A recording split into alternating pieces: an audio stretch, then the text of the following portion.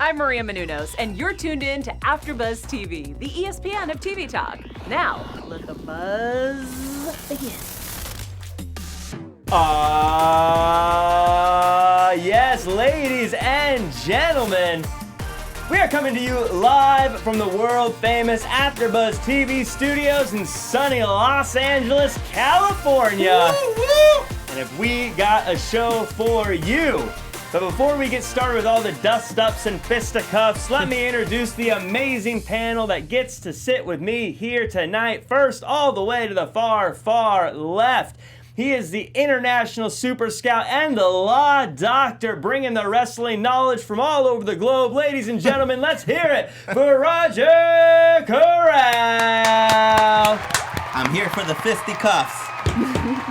And next to him, she is the indie super fan, checking out all those wrestlers that you don't realize you're going to love in the years to come. Ladies and gentlemen, let's hear it for Anissa Barr. That's me. I'm an indie mark. That she is. And to my immediate left, he is not an indie mark. Your eyes are not deceiving you. The Rick Rude of AfterBuzz Wrestling on both shows in one night. He is the hot-taking machine. Ladies and gentlemen, give it up for Jim Alexander. There's a clone of me on NXT sitting on that awful couch, but... To be fair, the couch is very awful. Yeah. But Can we get a Rick Rude grind going? All right. Please don't gift that. This seat can't handle this, okay? Can someone gift that, please? And hailing from inside the booth, he is the king of the bing, bang, and boom. Ladies and gentlemen, the super producer. Give it up for Josh Alonzo. Whoa. Good promo. Wow. Good promo. That was very There's lively. problems in a booth, okay? Very spirited reaction from Very Josh. spirited. I am very excited to be with you all. How we doing? That's not me. How we doing tonight, folks? Hey. Yay! There we go. Let's get this started. Let's get the dynamite going. And speaking of dynamite, there we go. Light the fuse, feel the boom. I am your benevolent host, Fancy Jack Farmer, and let's not hold up any longer. What a cracking episode, folks. What did you think? Overall thoughts? My favorite episode so far. Since the beginning of Since the time. beginning of Honestly, time. Yeah, Yeah. since the beginning, I feel like it was just jam-packed action back-to-back. Every single match was just spot on. I feel like I'm used to companies not appreciating my viewership. And so I'm grateful that there's a company that does. Yeah, we deserve better. That's right. But, Jim, what did you think? Here's the thing. Don't you think that certain companies put on the best shows when they're in their home base, in a sense, or their backyard, Atlanta, Georgia? I mean, so Yes. many of the originals were there from back in the WCW days. I thought we saw some incredible stuff, and they really laid it on the line tonight. I feel like even the wrestlers brought it. You saw Cody bring it. It felt like a pay-per-view. It really felt like it had that pay-per-view feel to it throughout. Yeah, I'm not one for hyperbole, but this may have been the greatest single wrestling show I've ever seen in the history of time. Wrestling show. When did we get Tony Schiavone on set? It was a phenomenal show. Wow. And let's just talk about it, guys. That final match, Wardlow versus Cody. So much amazing stuff happened in that match. Roger, walk me through it. What did you think watching this steel structure and these two guys go at it? Well, first of all, the cage was great. It had a little WCW feel, like a little dinky but cool and different, kind of like a mini Hell in a Cell. Yeah. That's what Jim was saying that backstage. totally. Yeah, it was cool. And then I think to trust Wardlow to be able to play that kind of match with Cody, I think that was great. Cody keeps getting busted up in the face. I don't know what that's about. There's a lot going on here. Yeah. We saw Arn Anderson kind of dabble a bit on, the usual shenanigans on turning on a Rhodes. Right. So that was interesting, man. Lots of really cool stuff. Speaking of the Arn Anderson spot, it was a callback, I think, to War Games when the NWO faced the Four Horsemen and Kurt Hennig slammed the door on Ric Flair. And of course, Cody being the Ric Flair, bleeding every time we see him.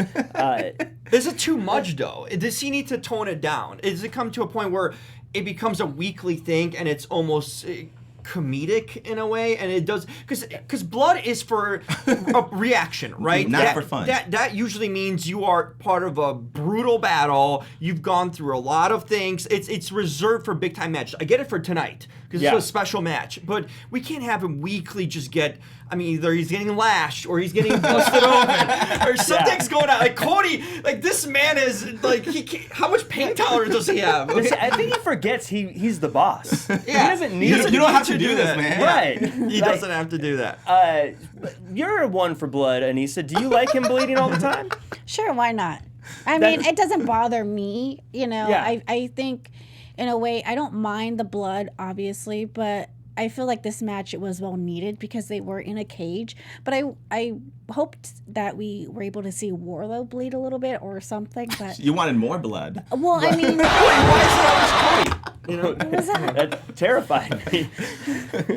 My ears are bleeding now. So, Everyone's bleeding. yeah, you had mentioned Wardlow. To me, he just comes across as a very old school big man. If you think about like the old days of big men, a very cool throwback. Jim, what did you think? We got to see Wardlow for the first time in the cage. What did you think of this behemoth? I think it was a perfect spot for him to be putting Cody on the main stage in a cage match like this. I thought it was a big moment of the company trusting in him. Right, Cody's proven. He doesn't need to prove to anyone. He's proven in different companies and all. But this was a big moment for Wardlow. I feel like that's really trusting someone to put in a newbie, in a sense, on a big spot with Cody.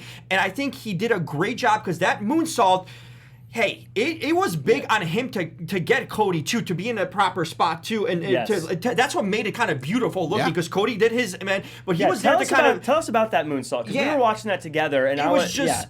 we couldn't believe it, right? We all like popped like there because like it was so quick. Usually at moonsaults they kind of they stand on top and get the crowd react of the cage, and Cody just went for it immediately, and it kind of surprised because it was so quick and it just felt so abrupt, and when it happened you couldn't react until after the fact of it, you know? Right. And it was pulled off just flawlessly by everyone involved. Yes. Right into a pin, right? There's no sloppy moments in that. I just thought it was a perfect execution and moment, and it really sold the whole night right at the end. It was perfection. I'm always surprised how like they closed the show exactly at the end of the running time. Like they're like, they got everything in there. It was just flawless. He didn't look back either. No. He crawled up there and he just like whoop. Like I mean, most of the time, Jim, as you said, usually they're up there for a second. They do like the look back. They almost look like, should I actually do this? You know, Cody had no reservation. That kind of showed you.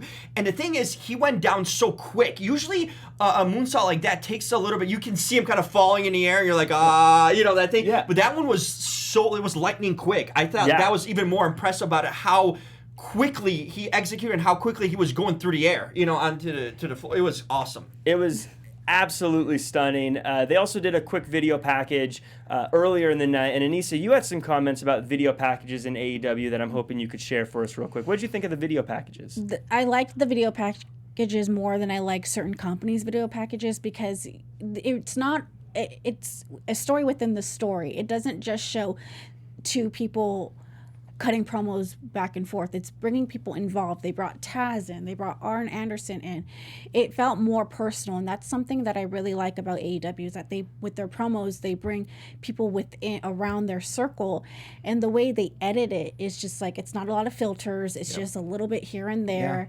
Just whoever does the editing, good job. On it must that. have been a documentary filmmaker. It does. It definitely feels like you're watching a mini documentary every time they cut a promo because there's a backstory. There's the setup to what's going on and the kind of the open-endedness of every promo, and I feel like that takes some actually like a story arc. They have a story arc to every promo, which is it's not just like here's music and fancy effects like you said. There's a story being told in a quick snippet of time. That's someone that was a filmmaker or had some kind of film background that's producing that and stuff. that's hard to pull off. I mean, how many times I've shown wrestling clips to like people that aren't wrestling fans, and it's corny sometimes. You know, it's hard to pull off. I mean, as someone who edits videos, that is something that I want to achieve sometime because that is so hard to do. Yeah.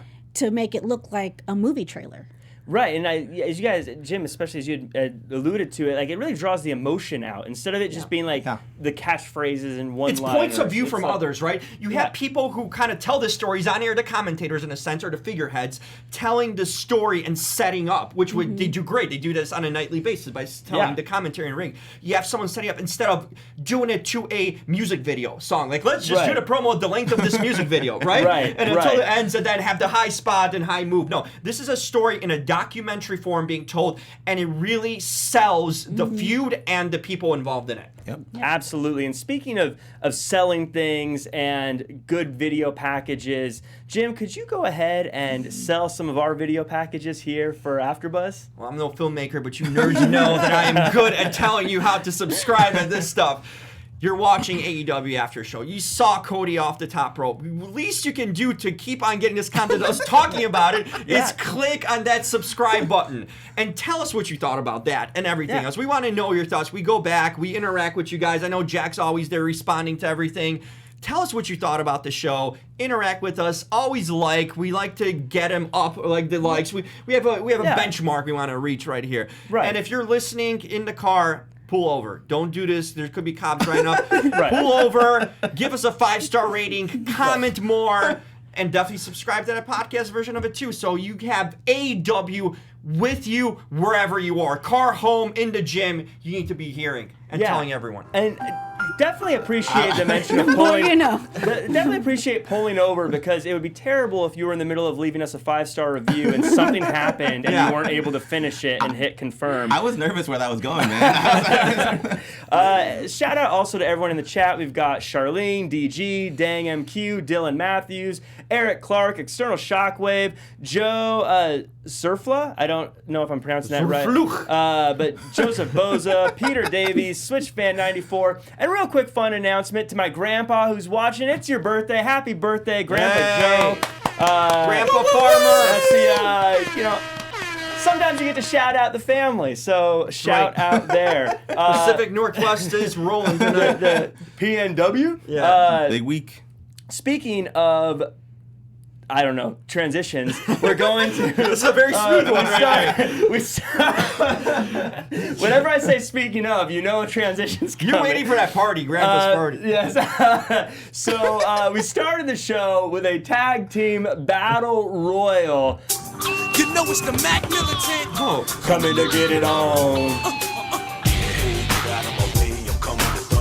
This was such a fun way to start off this whole show. We had just about every tag team imaginable in the ring all at once. And what I loved about this is that it had the classic rules of 2 feet have to touch once you go over the top rope, but it was a tag team, so both people had to be eliminated, meaning if your partner was eliminated, you weren't necessarily out. The winner getting to get a title shot at Revolution. Lots of stuff happened, but the Young Bucks come out in the end. Anissa, what were some of your favorite parts of the match?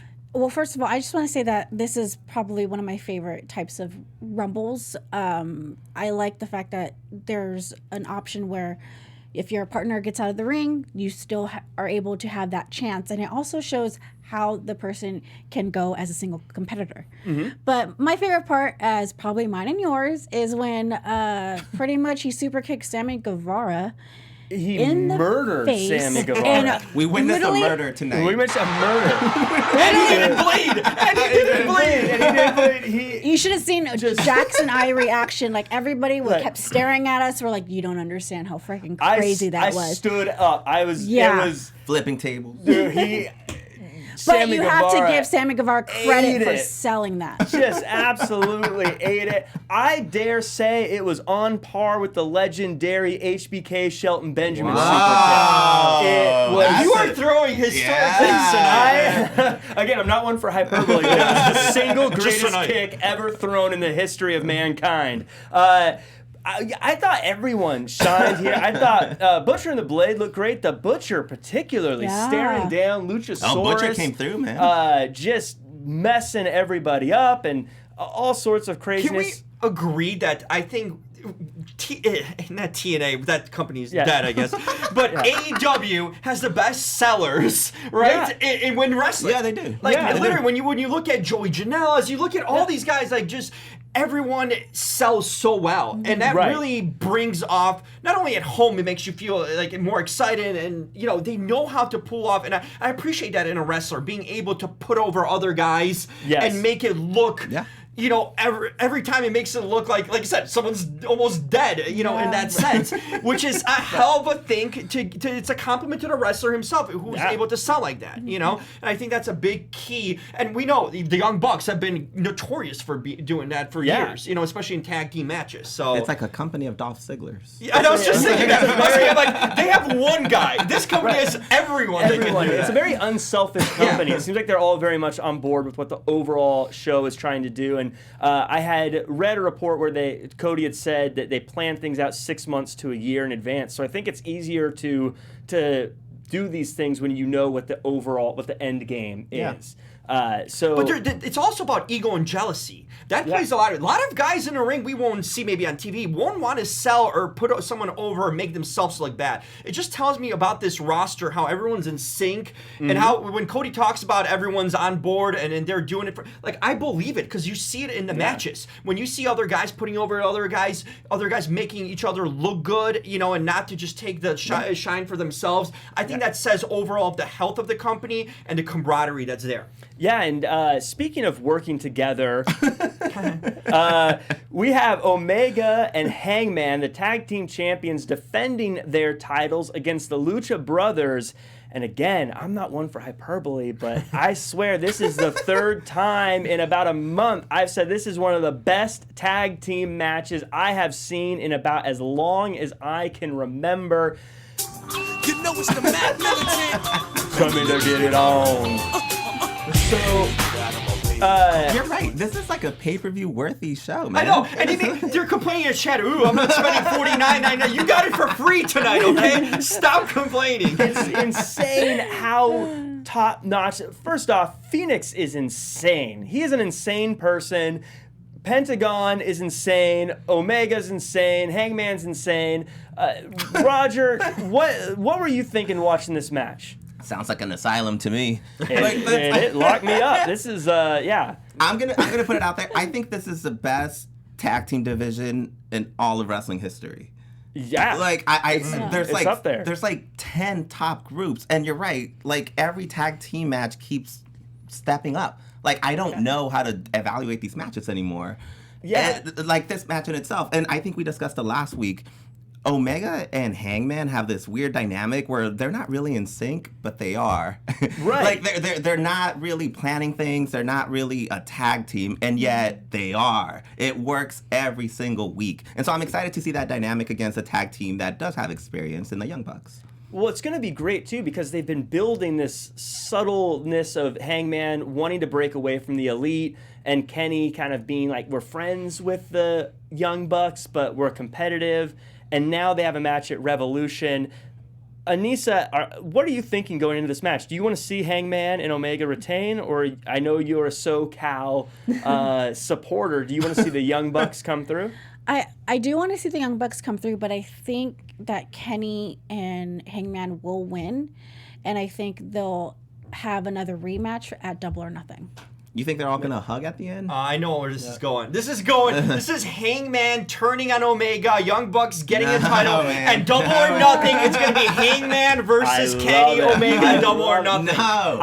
You know what I hope it's totally happens? happening. I hope Kenny Omega does the smart thing and realizes his tag team champion partner is more important than some silly friendship he made in Japan. Lord. He needs to turn his back on the you want Young Kenny Bucks. to turn? I want Kenny to say, you know what? Hangman's got the right idea, Young Bucks. I like this guy. Because you know what? The Young Bucks have been saying for years they're the best tag team in the world, and they're not the champions, and I don't like it. How about triple turn?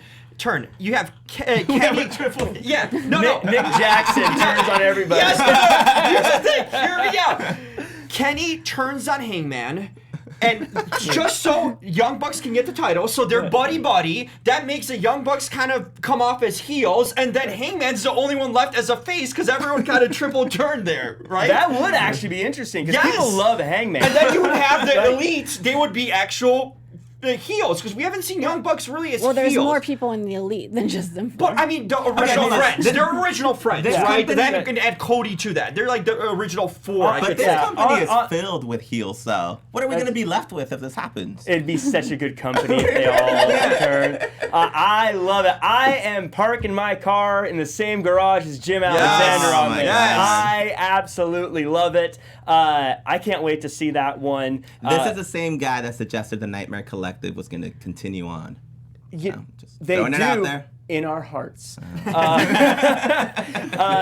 So we had a quick promo from Nyla Rose. She's our new women's champion, already putting a stamp on her spot as the top women's wrestler. We had Statlander come out and challenge her a bit. We also had Big Swole come out and challenge her a little bit. Anissa, how do you think this is going to break down, these three? So we talked about it, obviously, while we were watching, and we pretty much thought it's going to be Statlander and Big Swole are going to face for the #1 contender. And go on to face Nyla Rose. And I do have to give lots of credit to Nyla Rose. I really thought that promo that she cut was great. Yeah, I agree. She's a good target. She is. And if Awesome Kong wasn't doing glow or wasn't injured, I think them too. But that would be a hell of a match. Hell of a good match. I think that's coming down the road. But I hope we get to see that sometime this year. I miss Riho. You even Already? Wow, that was long. I agree. Well, I agree. I think Nyla Rose is I think she's exactly what the women's division needs. And before this promo, we had Shanna and Statlander have a match that was absolutely amazing. When AEW started, it got a lot of heat for its women's division. I believe that they have put the building blocks in. They have a good women's division. They have versatility. They have different sizes. They have different styles. I think they have a little bit of anything. There's not everyone looks the same, right? They have each of them. I feel like actually has some depth of characters too. Each individual women's wrestler. But when it comes to Nyla Rose, I think this is fine to set up for a long title hold. She can't drop this. Right, Yeah. This needs to be a long run. I'm talking to like through the summer. Oh, wow. Yeah. Hey, legitimate. I felt Nyla Rose should have won the first ever the women's title. A lot of people agreed. So it took a while for that to happen. Now we need to see the validation, because I felt like that was the individual they wanted to build from the beginning, the women's division around. Yeah. Now finally, after months of it, they're giving the strap. Nyla Rose got to dominate now and throw in a bunch of different competitors. If Awesome Kong can come back, that'll be the major peak of a feud for her. Yeah. But this is where she dominates and just runs through everyone. I wonder if Nyla Rose will hold the title until Double or Nothing and Awesome Kong returns, because that last year that's where she debuted, and it would be a beautiful thing for her to return as a surprise to face Nyla Rose. That would be a beautiful thing. And then ideally Nyla Rose wins so she can Whoever wins, I just want to see that match happen. But do you set up that feud? Do you build the hype, or you do it as a surprise? As somebody, I like surprises. Okay. So for me, that would be awesome. I like to see a build, because I think the promos we talk about, AEW promos, they could build some Actually, great that would be promos a with great that. build. That's a good point. I think so. It's a surprise by having Awesome Kong show up as a surprise, but then you build up to a match. Yeah, you can do both down the road. Agree. And speaking of surprises, sometimes we are surprised with some of the amazing talent we get to see here every week, but they all start somewhere. So that means it's time for one of my favorite segments. It is the Dynamite Highlight with Anissa Barr. Oh, Whoa. new music! The Wednesday Messiah. Oh, I'm Anissa's offended. huge Seth Rollins fan. I'm offended. Seth Rollins is trash. Oh, okay. All right. But who isn't trash is Darby Allin, because he is my highlight of the week.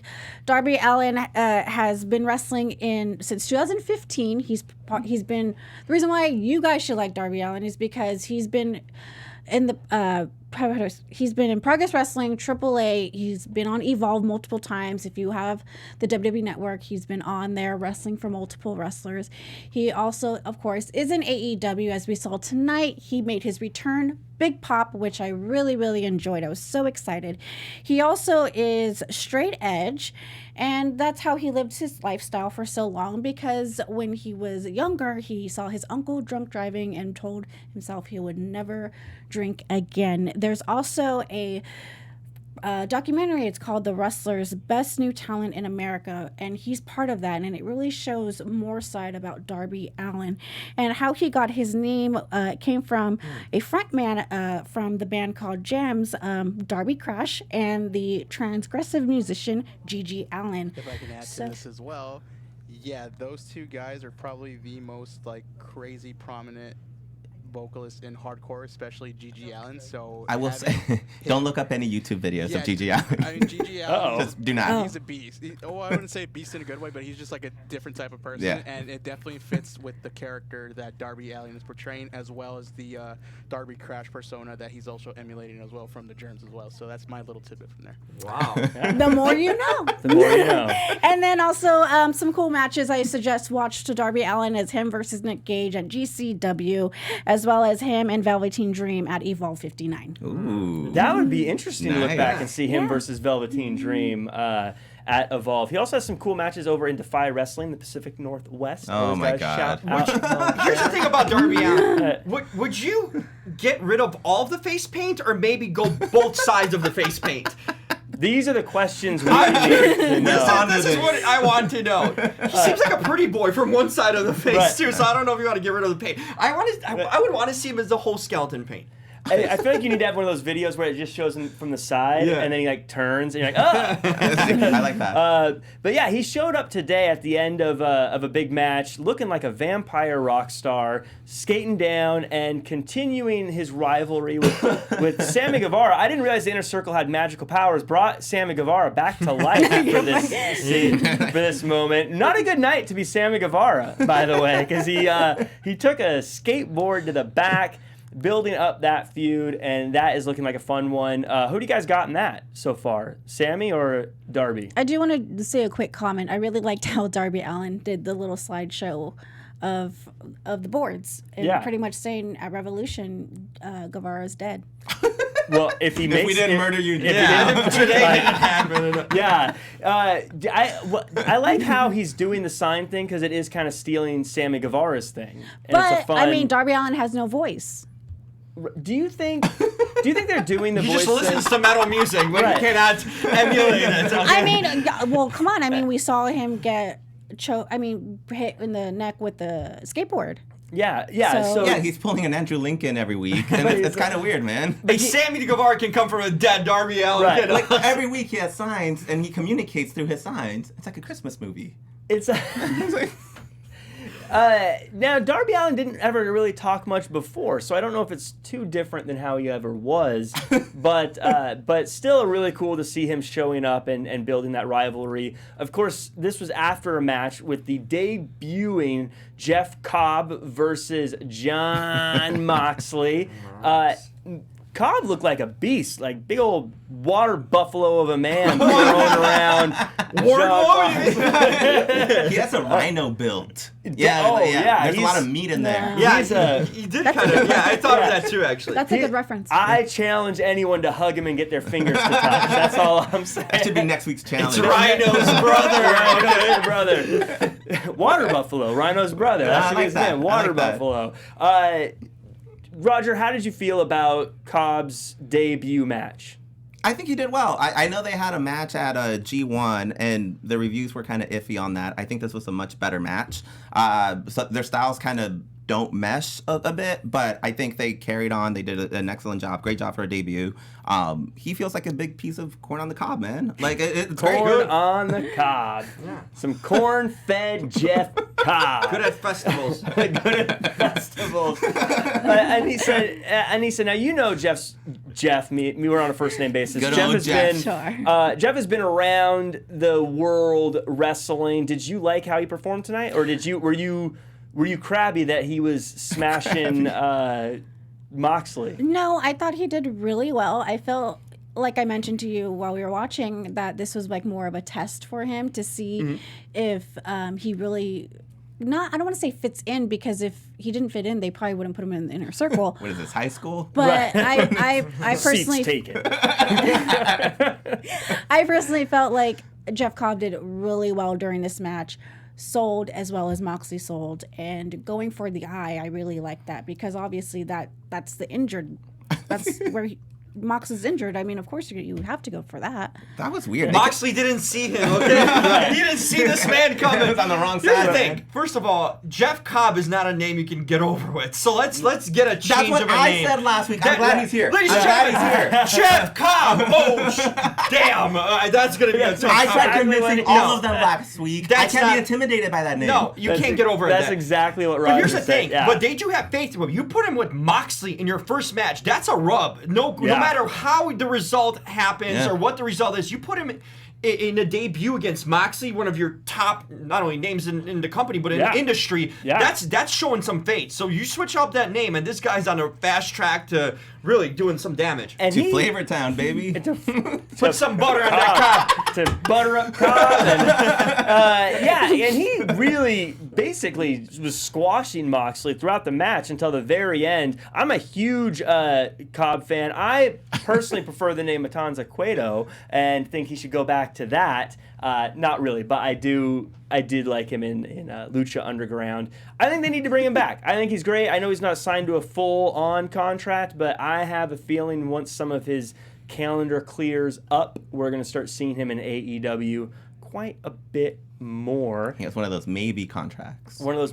I feel like that's the dream, isn't it? Like, if I want to show up, I'll show up. But if I'm busy, You don't do a maybe versus Moxley unless you're really certain about something. Yeah. though. Yeah, what if this Seriously. guy doesn't show up? Moxley's not a maybe kind of a guy. Like, hey, we're gonna job out Moxley. No, you got to be certain about someone if you're putting him against him. And speaking of people who we are all certain of, as we get near the end of the show, it is time for the last segment, which is... Elite of the Week. That's right, ladies and gentlemen. As always, we start at number 5 and work our way down. First up, we got number 5. It's the Young Bucks. They won a giant tag team battle royal. They're going to Revolution to challenge for the titles, and maybe, just maybe, they'll make good on their promise to be the best tag team in the world. But ahead of them is the Lucha Brothers. The match they put on tonight was outstanding. The things they did were incredible. I haven't seen stuff like that in a tag match before. They could be singles, they could be in a tag. Amazing stuff. Number 3, it's your tag team champions of the world. It is Kenny Omega and Hangman Adam Page. I have not been this invested in a tag team for as long as I can remember. Are they gonna stay friends? Are they gonna break up? Are they gonna keep on going? Who knows? But I am very interested in seeing it. Number 2, we got Cody Rhodes. How do you not give it to the boss after jumping at least 300 feet down to the ring in a moonsault? Absolutely incredible match. A string of amazing performances. I am buying into whatever Cody Rhodes is selling. And number 1, it's my Grandpa Joe! Happy birthday, Grandpa! This one's for you. You get to be number 1. Grandpa Joe, tonight you are the Elite of the Week. And the number 1 contender. AEW World Title with the bubbly. Grandpa's got some bubbly. Yeah, so how do you guys feel? Anyone left out? Was it a pretty good run? That's a great run. I want some bubbly now. Some bubbly. Bit of the bubbly. The number 1 spot is quickly becoming the sellout spot where we just put like Kiki was there last week. So listen, We got Whataburger next week. yeah, Waterbury. So listen, Staples, MeUndies. If you want to buy the #1 spot, it is for sale. Hit me up in the DMs. But speaking of the DMs, it is time to wrap things up and let everyone know where they can send us those DMs. Roger, tell the people. You can find me on Twitter. I was excited, and you can find me on Twitter talking about the new AEW toys. Roger_Corral. Yeah, and Anissa. And you can follow me on all social media at Anissa Bark. And Jeff Cobb will actually be in LA tomorrow wrestling. Oh. Double duty. Tell him to change his name. And you can find me on all social media at the Jim Alexander, realtalker.com. That's REL talker.com. That's where it's They're at. breaking real wrestling stories. Oh out yeah, there, yeah. talking about Rusev it. hasn't been on TV. Sorry. Yeah. Just definitely check it out. Jim's And then Josh in the booth. Twitter, Instagram, TikTok at JOAL323 SoCal. Whoa. Yep. And you can find me at jackcfarmer.com as well as at Real Jack Farmer across all social media. You can also check me out on the Raw After Show panel every Monday night at 9 p.m. with this guy right here, as well as the AEW social media skim, which is every Monday as well. So until next time, folks, do your best and be yourself. Our founder, Keven Undergaro, and me, Maria Menounos, would like to thank you for tuning in to AfterBuzz TV. Remember, we're not just the first, we're the biggest in the world, and we're the only destination for all your favorite TV shows. Whatever you crave, we've got it. So go to AfterBuzzTV.com and check out our lineup. Buzz you later. The views expressed herein are those of the hosts only and do not necessarily reflect the views of AfterBuzz TV or its owners or principals.